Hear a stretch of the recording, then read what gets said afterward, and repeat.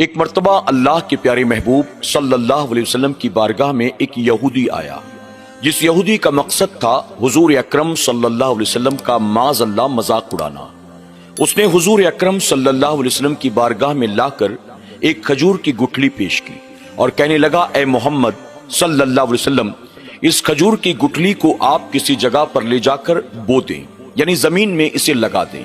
اگر یہ کھجور کی گٹھلی کل ہرے بھرے درخت میں تبدیل ہو جائے اور کل ہی اس میں تازہ پھل لگ جائیں تو میں لوگوں کو گواہ بنا کر وعدہ کرتا ہوں کہ میں مسلمان بن جاؤں گا۔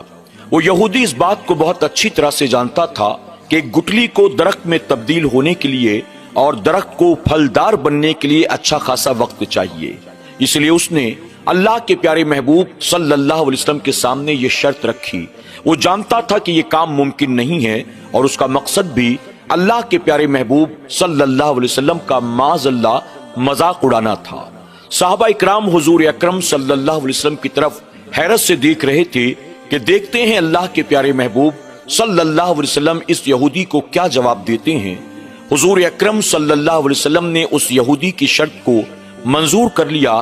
آپ نے اس کے ہاتھ سے وہ کھجور کی گٹھلی لی اور صحابہ کو ساتھ لے کر ایک راستے کی طرف چل پڑے۔ وہ یہودی بھی ان تمام کے پیچھے پیچھے چل پڑا۔ ایک جگہ پہنچ کر اللہ کے پیارے محبوب صلی اللہ علیہ وسلم نے زمین میں ایک چھوٹا سا گڑھا بنایا۔ اس کے اندر آپ نے اس کھجور کی گٹھلی کو ڈالا اور اوپر سے مٹی ڈال کر اسے بند کر دیا۔ آپ وہاں سے پلٹ کر واپس آ گئے۔ یہ سب دیکھ کر وہ یہودی من ہی من میں خوش ہو رہا تھا اور مسکرا رہا تھا، یہ سوچ کر کہ یہ عمل تو فطرت کے خلاف ہے۔ اللہ کے پیارے محبوب صلی اللہ علیہ وسلم نے جو کھجور کی گٹھلی زمین پر بوئی ہے، کل یہ درخت میں بھلا کیسے تبدیل ہو سکتی ہے، اور وہ بھی درخت ایک دن کا درخت بھلا پھل کیسے دے سکتا ہے۔ میرے ہاتھ بہت اچھا موقع لگا، کل میں ان کا مذاق اڑاؤں گا اور میں یہ کہوں گا کہ یہ جو نبی ہونے کا دعویٰ کرتے ہیں یہ سراسر جھوٹ ہے۔ یہودی من میں یہی سوچتے ہوئے اپنے گھر واپس چلا گیا، لیکن گھر پہنچنے کے بعد اچانک اس کے دل میں خیال پیدا ہوا، اگر یہ واقعی اللہ کے نبی ہوئے، نبی جو ہوتا ہے اپنے ساتھ معجزات لے کر آتا ہے، وہ اختیار لے کر آتا ہے، اگر واقعی یہ کھجور کی گٹھلی کل درخت میں تبدیل ہو گئی اور درخت پر پھل بھی لگ گیا تو میں لوگوں کو کیا منہ دکھاؤں گا؟ مجھے مجبوراً اپنے باپ دادا کے دین کو چھوڑنا پڑے گا، ان کا کلمہ پڑھنا پڑے گا۔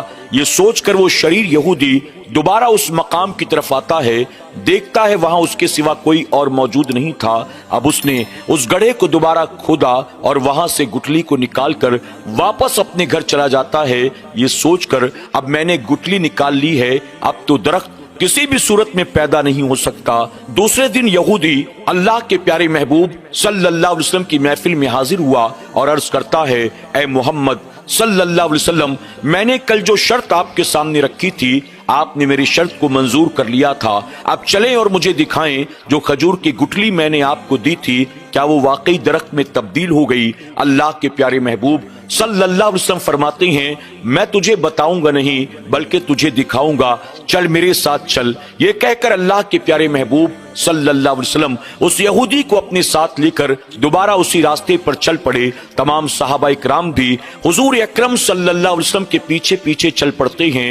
حضور اکرم صلی اللہ علیہ وسلم جب اس مقام پر پہنچے، اس یہودی کی آنکھیں پھٹی کی پھٹی رہ گئی یہ دیکھ کر کہ جس زمین کے حصے پر کل اللہ کے پیارے محبوب صلی اللہ علیہ وسلم نے کھجور کی گٹھلی کو بویا تھا، اب اس جگہ پر ایک ترو تازہ کھجور کا درخت موجود ہے، اس پر تازہ کھجور کے گچھے لگے ہوئے ہیں اور وہ پکے ہوئے ہیں اور زمین پر پک کر گر رہے ہیں۔ اللہ کے پیارے محبوب صلی اللہ علیہ وسلم نے وہ چند پکی ہوئی کھجوریں اٹھائیں اور اس یہودی کو دیتے ہوئے آپ نے فرمایا، کھجوریں کھا اور کلمہ پڑھ کر مسلمان ہو جا۔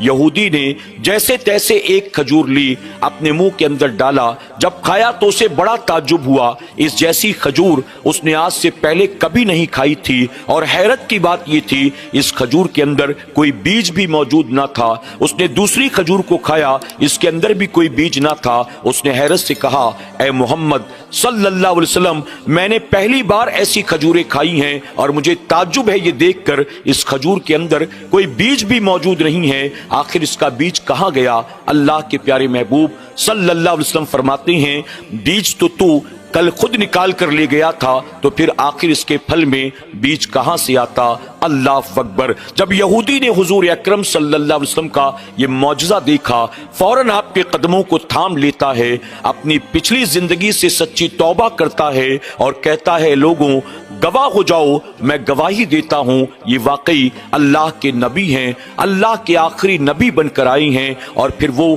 کلمہ پڑھ کر حضور اکرم صلی اللہ علیہ وسلم کے ہاتھوں پر اسلام میں داخل ہو جاتا ہے اور آپ کے غلاموں کی صفوں میں وہ بھی شامل ہو جاتا ہے۔ اللہ اکبر۔ ناظرین کرام، آپ دیکھیں اللہ کے پیارے محبوب صلی اللہ علیہ وسلم کو اللہ رب العزت نے کیسا اختیار عطا فرمایا، کیسے معجزات عطا فرمائے کہ جب کوئی وقت کا شریر یہودی بھی نبی کا امتحان لینا چاہے، اللہ تبارک تعالیٰ اپنے نبی کی مدد فرماتا ہے۔ ناظرین اکرام، اللہ کے پیارے محبوب صلی اللہ علیہ وسلم نے وہ جو کھجور کا بیج لگایا تھا کہ جس کے پھل میں دوبارہ کبھی بیج نہ اگا، اس کھجور کو سخل کہتے ہیں۔ مدینہ منورہ میں آج بھی وہ کھجور بآسانی دستیاب ہے۔ اگر آپ مدینے کے کھجوروں کے بازار میں جائیں اور کہیں کہ مجھے بن دانے والی کھجور چاہیے، سخل چاہیے، آپ کو بآسانی وہ کھجوریں مل جائیں گی جو اللہ کے پیارے محبوب صلی اللہ علیہ وسلم کا ایک عظیم معجزہ ہے۔ اللہ ہمیں اور آپ کو